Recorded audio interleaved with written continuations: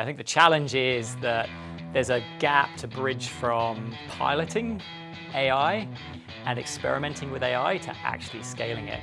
I'm here today with Richard Fleming, and Richard is Head of AI Insights and Solutions Practice at Bain and Company. Richard, welcome to Data Thank you. and AI Edge. Thank you. It's great to have you here, mate. Very much looking forward to the conversation. Absolutely. It looks very busy today. Yeah, absolutely. Very, very busy. Now, one of the things that was raised in the early speakers this morning here at Data and AI Edge is that AI progress is very slow across Australian organisations, and ADAP's data actually shows that. More than half of the chief data and analytics officers that we survey this month say they are still evaluating if AI has met their ROI expectations. That's not surprising. 14% say AI is not delivering at all. So there's a long way to go with artificial intelligence. Now, in your experience there at Bain and Company, why are AI projects still failing to deliver the returns that organisations are expecting? And I think this is very critical because governments and tech companies are investing heavily in providing infrastructure to support AI going forward. Yeah. Why do you think that we're still not getting the returns? Is it just because it's too early in the piece, or are there other reasons as well? Well, the first thing to say actually is I think Australia is a little bit behind the rest of the world on this technology. Yep. So we survey US organizations, and our recent survey, or the end of 2024 of American organizations said that about 95% are investing in generative AI. Yep. Of those, 80% say that they are meeting their expectations or exceeding their expectations. AI is meeting or exceeding their expectations. And of those, 60% say that they're getting a return for their investments in AI. So I think it's actually very different if you go to other parts of the world.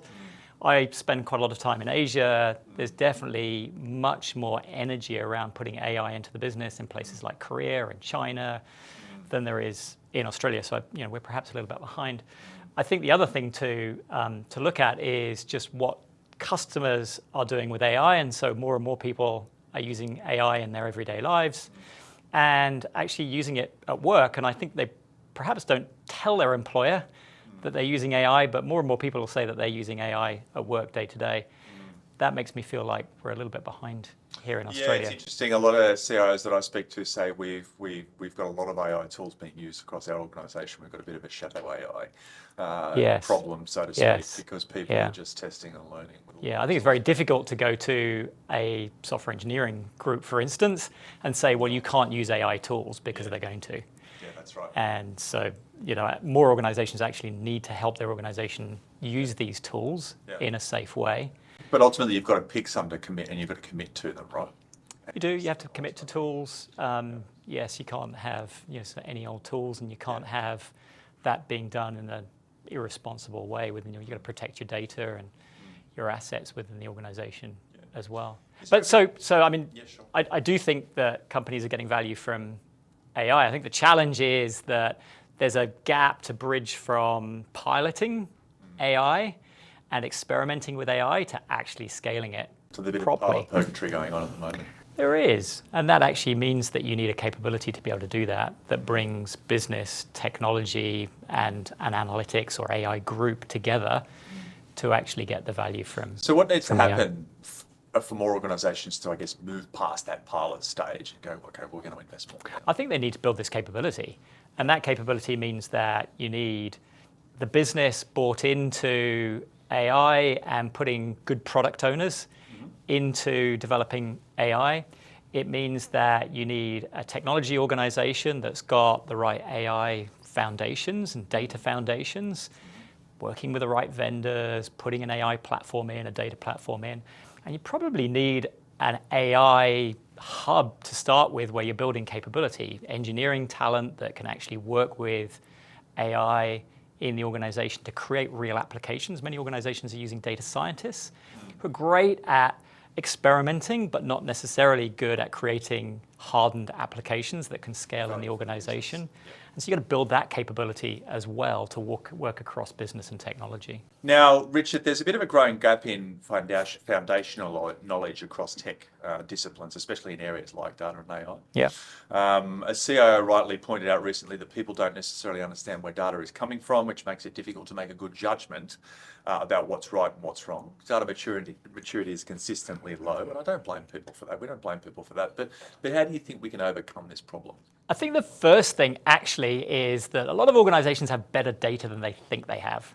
And so they need to start using the data they have to build applications. So we work with lots of organizations. They say, well, we don't want to get started because we haven't got all of the data in place. And actually, if you look for places that they can work with AI to build applications, there are places that can happen and they can get real value from it. So I think they need to get on that journey.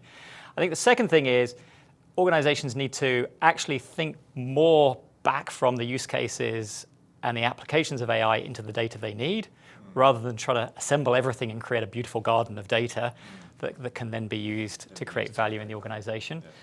But there are real challenges with organizing data, getting access to data, working effectively in an organization. For many organizations, actually, that's now around their unstructured data. So how do you take your customer conversations? How do you take the knowledge that you've got in the organization? How do you tap knowledge outside the organization and make that usable? So are we saying that organizations actually have more valuable data than they think? I think they do. And I think they need to get working with that. And so it is not a sequential activity of get the data in order, build the AI. It's a parallel activity of develop AI applications, develop the data foundations at the same time. I think that's where organizations need to be. I see too many huge data programs that don't really have a business application in mind. They're more about sort of let's assemble our data in a beautiful way. Yeah, so there's a lot of time being spent on things that they shouldn't be spending time on, right? They should be thinking about real applications for AI and how data fits in. That's right. That's right. And so you have to bring those two things together. Absolutely. Now, we're starting to see some evidence of organisations, and we're talking about roles here, employing chief AI officers. Yep. Okay. Now, this is a specialist leader who will bring together all the elements to push an AI strategy forward, and it's a good idea. CIOs and CDOs have boosted their AI credentials somewhat over the past couple of years since, ChatGPT first came on the scene at the end of 2022. Can you believe it's been almost 2 years? More than 2 years. More than 2 years, yeah. Do you think that a dedicated AI exec is going to bridge that gap? I think we're going to see more of them. In a sense, we're back in 2012, 13 with chief digital officers when those were being created to sort of harness a new capability around digital. I think we're doing the same with AI. I believe that was more than 10 years ago. Yes, and a lot of organizations are lifting that out of the technology organization and recognizing that it is more of a business function, creating value for the business, or at least a bridge between business and technology. Yep. And so, one, elevating the role in the organization, sometimes to the CEO, and two, creating this new capability that bridges between business and technology to create value. So I think we'll see more of it, actually. Do you have any particular advice for organisations that are operating in highly regulated markets? I talk to a lot of CEOs that are operating in these sorts of markets around how they can best govern AI responsibly. What do they need to do right now?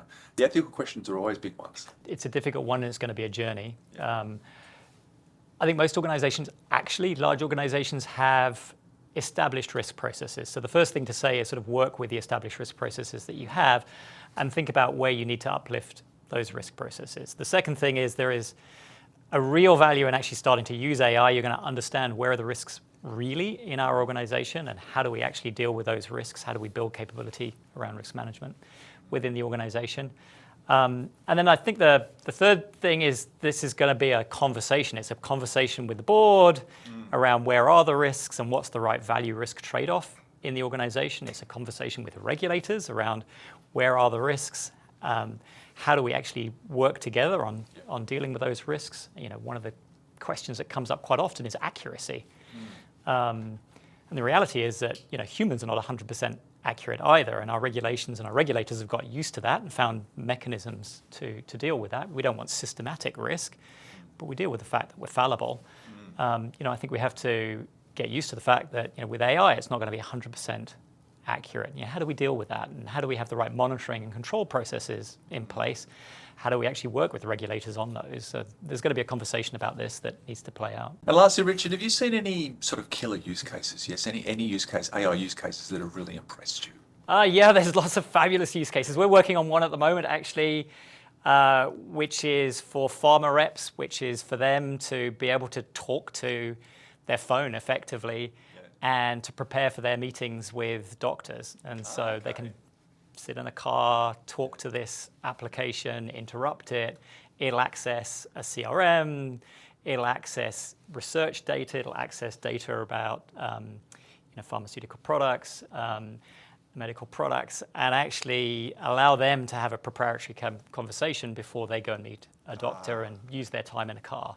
Yeah. It's a wonderful application. I guess they're getting good results from that. They're getting, they get great results from it, and it's a bit like talking to another human, so it's really effective.